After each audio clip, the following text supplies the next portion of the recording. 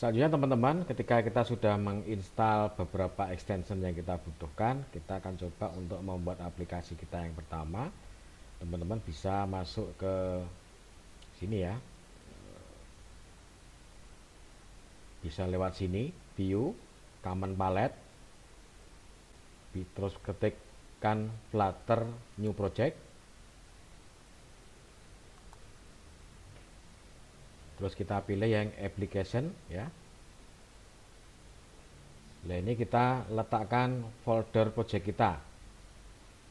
Teman-teman bisa meletakkan di dokumen atau itu bebas ya. Silakan teman-teman bisa, atau membuat folder baru app saya gitu. Baru select a folder to create the project in.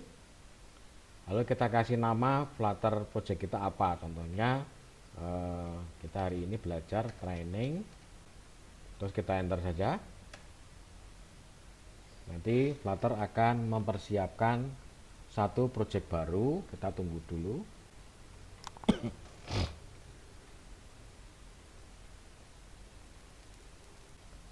Oke, jadi teman-teman sudah bisa masuk seperti ini, berarti Flutter teman-teman sudah jalan. Kita gunain emulatornya punyanya Google Chrome dulu, pakai di sini teman-teman, pojok kiri. Ini kita pilih yang Chrome dulu aja. Itu. Pastikan di Chrome. Lalu untuk menjalankan aplikasi kita bisa gunain run. Lalu diklik yang run without debugging. Kenapa kita menggunakan without? Supaya kita aksesnya lebih cepat. Kalau menggunakan start debugging ini lama ya, karena dia harus mendebug ya, membaca satu-satu. Kalau menggunakan run without debugging ini aksesnya lebih cepat. Oke, kita jalankan. Ini kita menggunakan emulatornya masih menggunakan emulator web ya. Jadi belum menggunakan emulator miliknya si Android Studio. Ya, seperti ini teman-teman hasil developing dari aplikasi pertama kita ya. Ini kita bisa klik, ini akan nambah angkanya. Nah, ini adalah aplikasi bawaan untuk Flutter demo page ya. Kita lanjutkan bagaimana kita membuat aplikasi di Flutter. Oke, kita pastikan bahwa harusnya dipahami semua yang ada di dalam Flutter itu disebut dengan widget ya. Jadi widget itu semacam kayak komponen di mana semuanya nanti berbentuk widget. Entah itu teks, entah itu nanti button, entah itu dia berbentuk mungkin kontainer dan sebagainya, itu semuanya berbentuk widget. Jadi intinya Flutter itu kumpulan widget-widget yang saling terhubung gitu ya teman-teman ya. Oke, jadi pertama kali pasti di dalam sebuah aplikasi Flutter itu akan ada satu file yang disebut dengan main.dart ini. Jadi main.dart ini adalah file utama kita dalam menjalankan aplikasi Flutter. Kalau ini nggak ada ya nggak bisa jalan, walaupun semuanya nanti sudah terdevelop gitu teman-teman ya. Oke, selanjutnya semua codingan itu diletakkan di dalam folder lib ya. Jadi teman-teman nanti di Flutter itu cuma satu folder aja di dalam folder lib ini ya. Jadi semuanya ada di dalam sini.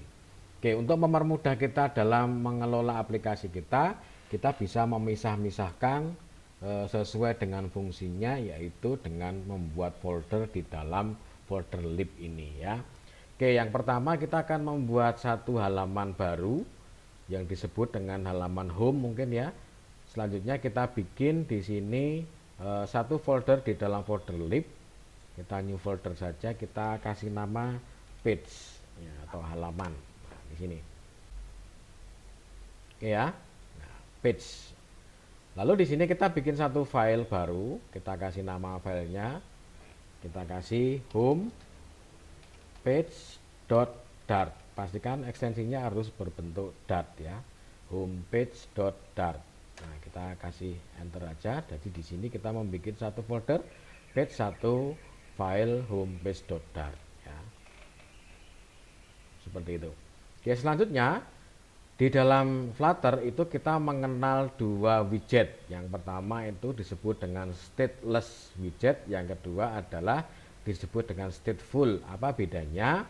Bedanya kalau kita itu halamannya statis, itu kita gunainnya yang stateless saja. Tetapi kalau nanti halaman itu ada perubahan-perubahan, yang perlu kita harus membuild ulang atau merefresh gitu bahasa kita, itu harus menggunakan namanya stateful widget ya. Jadi teman-teman bisa, yang pertama caranya adalah mengimport dulu semua fungsi yang kita butuhkan, yaitu dengan cara import material ya.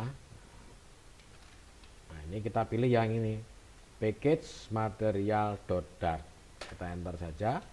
Terus pastikan bahwa setiap ending harus kita kasih titik koma seperti pemrograman biasa.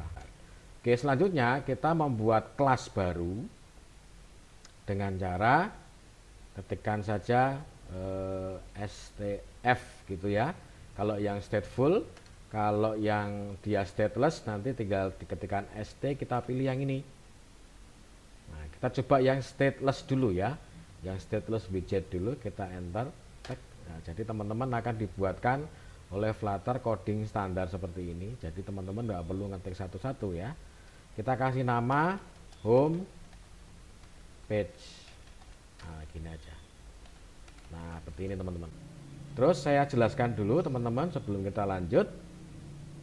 Bagian-bagian dari aplikasi ya, yang pertama, semua yang tampil di Windows ini disebut dengan scaffold ya teman-teman. Nanti ada istilah namanya scaffold. Jadi scaffold itu adalah area yang tampil di dalam aplikasi kita. Ini namanya scaffold ya, mulai dari atas sampai dengan bawah, ini namanya scaffold. Dan nanti aplikasi kita itu akan kita build di sini. Jadi nanti diisi dengan kita membuat widget-widget ya. Mungkin ada button, mungkin ada teks, semuanya ada di sini. Oke, selanjutnya kita akan membuat scaffoldnya dulu. Nah, di sini kita lihat di dalam widget ini kita return constata placeholder, ini kita hapus. Di sini teman-teman ya. Kita ketikkan aja scaffold. Nah, ini ya, ini udah ada. Tinggal kita tap aja seperti ini. Terus di sini kita bisa menambahkan yang namanya body ya. Body. Kita kasih teks saja. Tes aplikasi pertama. Oke, ini kita minta konstanta, jadi kita bisa menambahkan dengan cara kontrol titik ya, ketik kontrol sama titik ya, tek. Nah, nanti di sini akan muncul seperti ini.